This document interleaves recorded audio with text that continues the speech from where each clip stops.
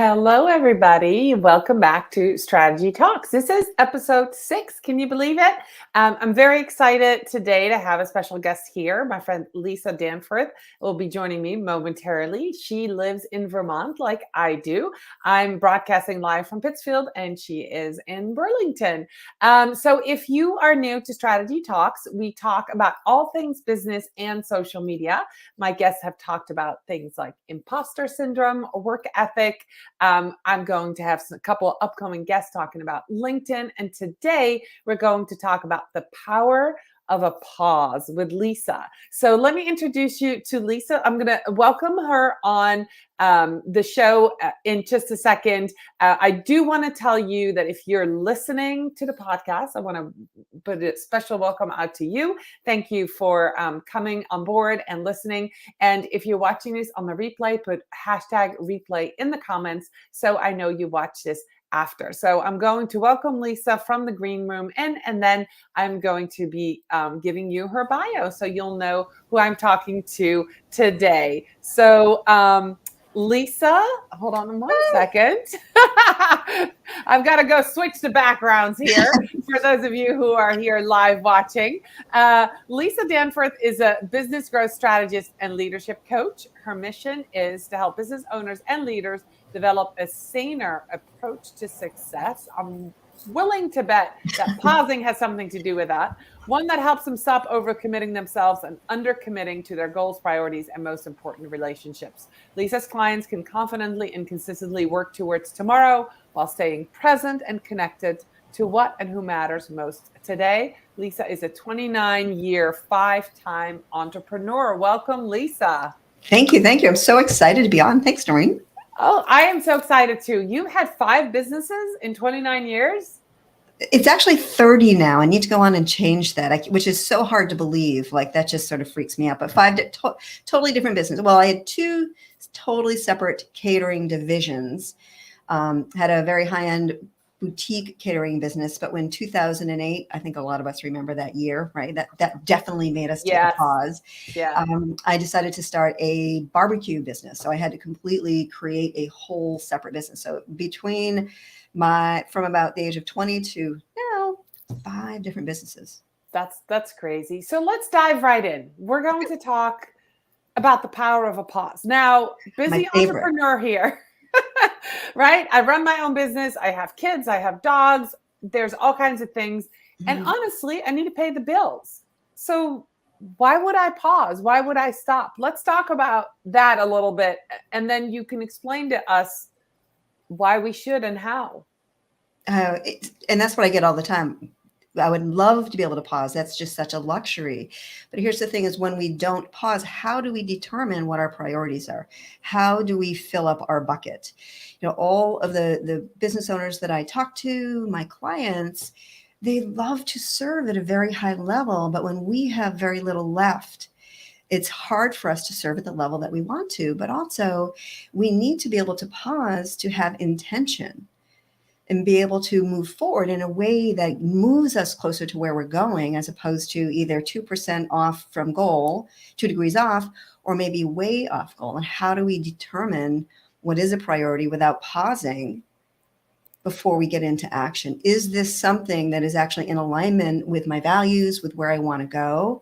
Or is it actually a distraction that is guised as this really cool opportunity? And the only way to find that out is by pausing and saying, okay, how does this fit into my vision for the life that I want to live and the business that's going to sustain that life? How does this fit in? Is it in alignment with my core values? I always like to say your vision is where you're heading and your values are how you get there. So to be able to pause, and I'm not talking like weeks, days, although that I do recommend it. I've done that before, which is fabulous. But sometimes it's literally just a few seconds before saying yes to something or saying no to something, because let's admit, when we're saying yes to one thing, we're saying no to something else or someone else. That's a really good point. As you were talking about pausing, I was like, it's been a while since I took a real vacation. I wonder if she's talking about vacations, but that's not what you mean, right? Let's get this straight. It is a part of it. So one of the things that I recommend when you're mapping out, I love mapping out my year. I love being intentional and putting my vacations on the calendar first, right? Setting that boulder in the stream and letting everything else go around it. You can always add that time back to your calendar. But what happens when you want to take a family vacation in June, but you're completely booked? You can't take the time off. Your family is upset. They either go without you or they're, just sort of sitting around being grumpy. But taking the time to put those vacations on the calendar, it may be a staycation, but it's time to remove yourself from your business and to refresh and to reconnect with ourselves and reconnect with our loved ones.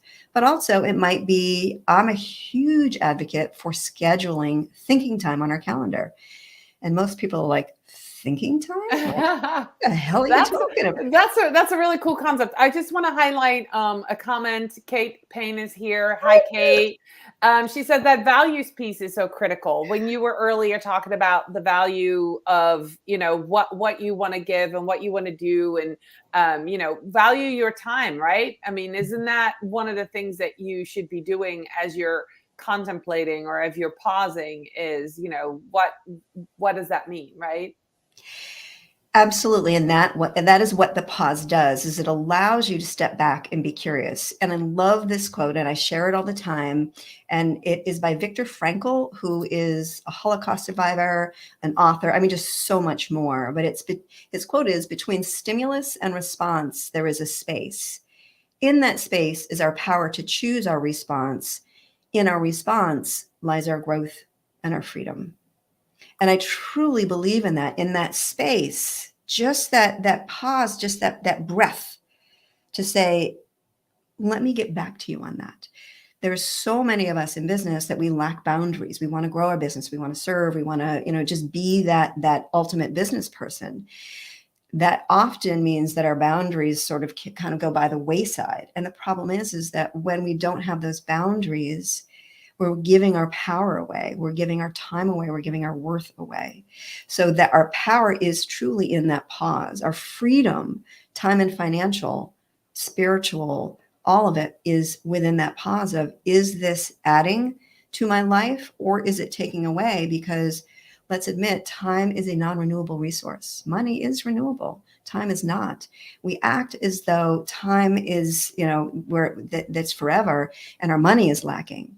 We need to reverse that and be, okay, money can be made, but our time is Lisa, this is so wonderful. This is so on point for somebody like me who lives and works in the social media world. I know. Right? I think a lot of my clients organically come from the social media digital marketing world or real estate.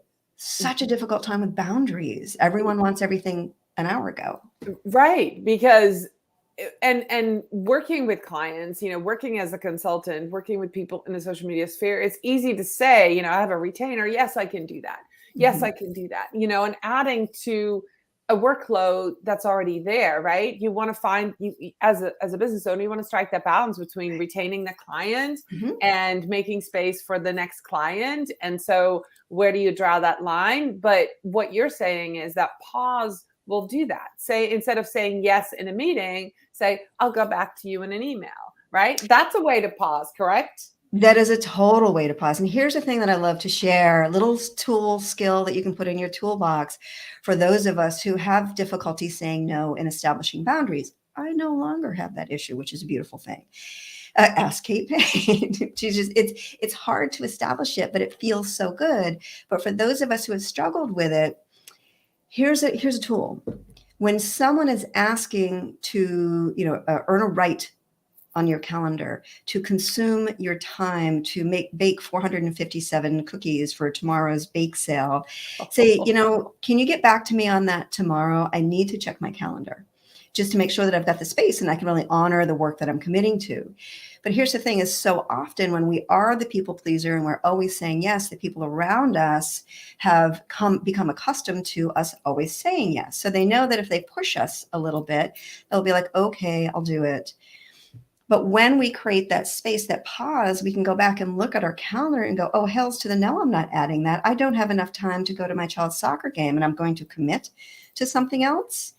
So when we create that space of, can you get back with me? It allows us to pause and think. But in addition, if the person pushes you like, hey, I really need to know, then here's the perfect response, which is, well, if you need an answer right now, then I'm afraid it's going to be no. But if you'd like to get back with me tomorrow, I'm more than happy to check my calendar and make sure that I've got the time that I need to commit to honor this project.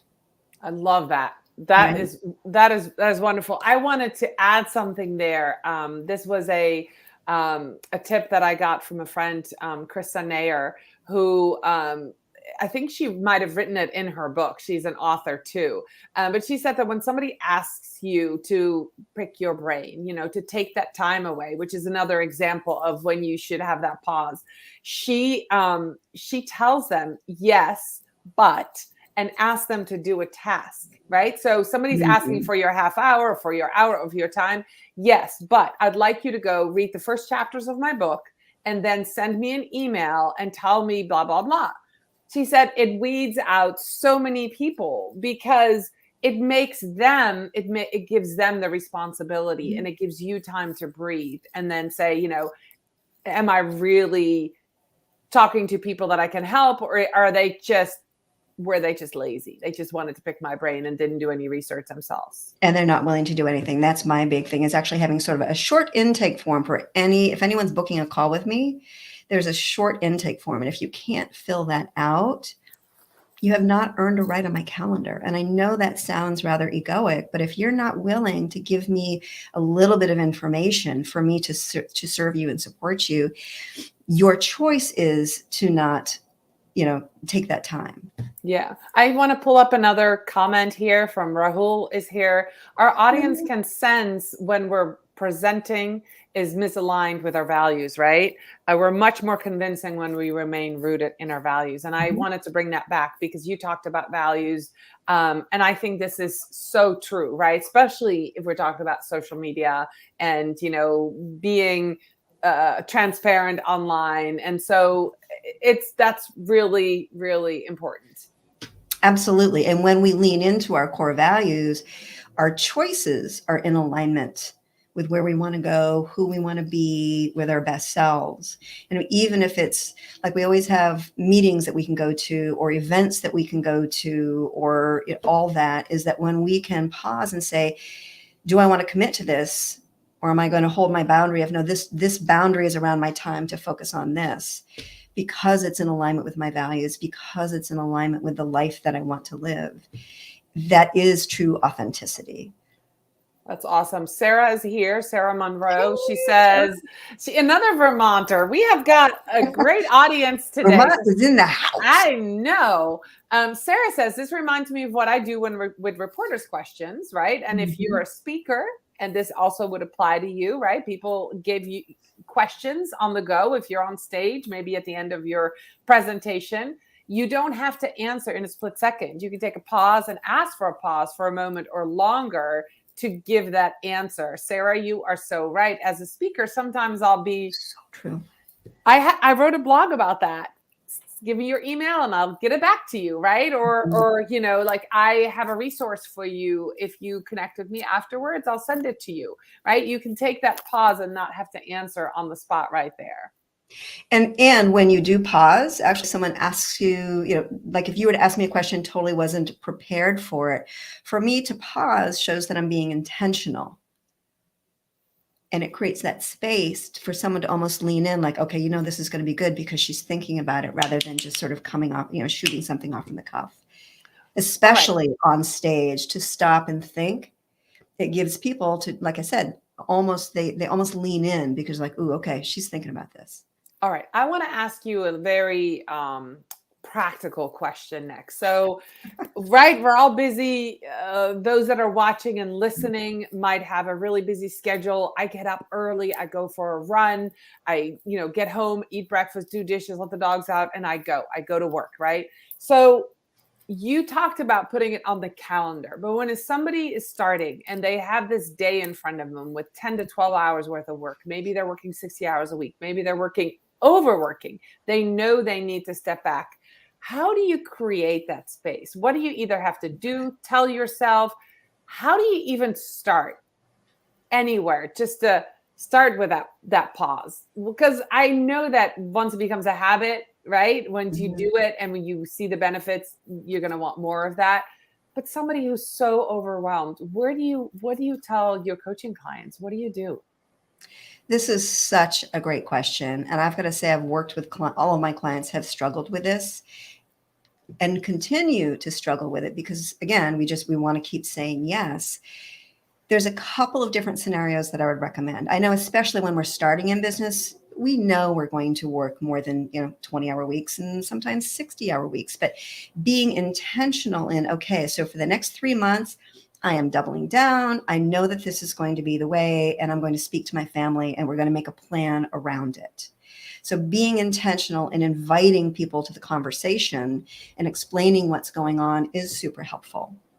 If you're looking at your calendar and you're like, hot damn, I just don't have time to breathe for the next 2 weeks, 2 things that I'd recommend. 1, look on your calendar. What can you take off your calendar? The world will not end if you let one of your clients say, hey, I need to reschedule next Tuesday at 3. How does, whatever time work for you? Truly be looking at that and creating this space. Where can you carve out the space? If you were sick and had the flu, you'd have to reschedule everything anyway, right? So honor yourself, honor your worth, and say, I'm not showing up for anyone fully because I am maxed out. I barely have time to go to the bathroom. That doesn't serve anyone. No. So again, pause, step back, look at it, take the meta view, watch the movie, don't be in the movie. When you're in the movie, you can only see what's right in front of you. When you're watching the movie, when you pause, when you take some time off during the day, you can see all the moving parts and plan accordingly. Now, if you're looking forward and the next 2 weeks are just totally maxed out, here's what I recommend. Block off a couple of days. If it's February, if it's March 1st, go out to the 3rd week and block off some time. Block off a couple of hours of thinking time so that people cannot book that time with you. So if you know that you're just slammed and you just need to make it through those 2 weeks, make sure that you're looking forward to create the space moving forward for yourself to think. And to honor that time. So often we come from a place of lack, not enough, having to do more, hustle and grind and push. But when we do that, we are coming from that place of lack. And when we connect to that, we are lack. There's a lack of abundance. There's a lack of where enough. I can't do this. That's not serving you. So reconnect to why you're in this business in the first place. Reconnect to your core values. My 3 core values, my number 1 is growth. My number 2 is compassion. My number 3 is respect. Am I growing myself? Am I being compassionate with myself? And am I respecting myself by going at this, 1,000 miles an hour? So look forward and see where you can place that. Now, if you're having a difficult time, I suggest you create what's called an identity-based habit. As a person who honors herself and serves her clients at the highest level and is present with my family during the night, during the day, or whatever it is, my choice in this moment is going to be, again, we need to pause to say, this is the person that I am. So often we're bad at numbers, we're horrible at time, keeping time, we're horrible at this. Sure. And that gives us the permission to live into it. But when we start to create identity-based habit and identity-based goals, I'm going to give a really quick example. I know we have limited time, but a really quick example that's super simple that allows people, it's been really impactful. 2 people quitting smoking. Person A is offered a cigarette and person A goes, oh no, man, I'm trying to quit. It is so hard. Person B is offered a cigarette and person B goes, oh no, man, I don't smoke. The identity is different and you can just sense the energy difference. Identifying as someone who honors herself and honors her family and honors her business or his business. Identify as that person, not as I'm serving everyone at the detriment of my energy, my joy, my abundance, and my relationships.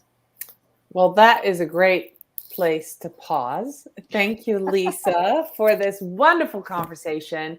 If people want to continue the conversation with you about the power of a pause, if they are in need of a pause, if they are in need of a coach, where can they meet with you and how can they find you? Oh, thank you. I appreciate that. They can email me if they'd like, lisa@lisadanforth.com. I like to keep things simple, keeps me straight.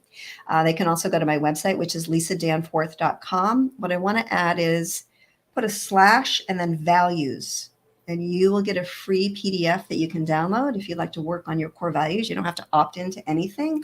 Again, that's lisadanforth.com/values, and just get a free core values exercise. That is wonderful. Thank you so much. I've got 3 rapid fire questions for you, Lisa, before we leave, so we get to know you. These are fun. Treadmill or walk outside? Walk outside. Video meetings or in-person meetings? In person. Messy desk or clean desk? Ooh, depends on the day. I love that honesty. So connect with Lisa. Lisa, where are you most active on social media for those of you who want to connect with you? LinkedIn, absolutely, above and beyond. Thank you. Okay, awesome. And if you do connect with me on LinkedIn, please put Dorien's name in there or Strategy Talk so I know where you're coming from. And I look forward to connecting with you and hearing from you. And our friend Kate Payne put Lisa Danforth's values PDF link up there for everybody to see. So I just want to recap this real quick. Thank you so much for being with us for episode 6 of Strategy Talks. I'll be back next week with another episode. We talked today with Lisa Danforth. If you want to meet up with her, it's lisadanforth.com/values if you want to get the PDF. We talked about the power of a pause, and whether it's a 5-second pause, a 5-day, or a 5-week pause, right? There's different values for all of these. And if you need some help, come talk to Lisa and let's continue the conversation about the power of a pause. I want to thank everybody that was here today and that was here watching for being here. Thank you so much. I know Lisa was here, and Emma and Kate and Rahul and Sarah. There were tons of people here. And if you're watching this on the replay, I really appreciate you as well. Lisa, thank you so much. I will see you really soon. I'm actually going to be on Lisa's show on If You're Here Live tomorrow at 10. So come join us then. And we're going to talk about personal branding stuff. So come and join us tomorrow. And thank you so much. I'm going to close it up. I promise everybody 20 minutes. So we're right there. We're pausing. Thank you so much. And we'll see you all very soon. Bye, everybody. Bye.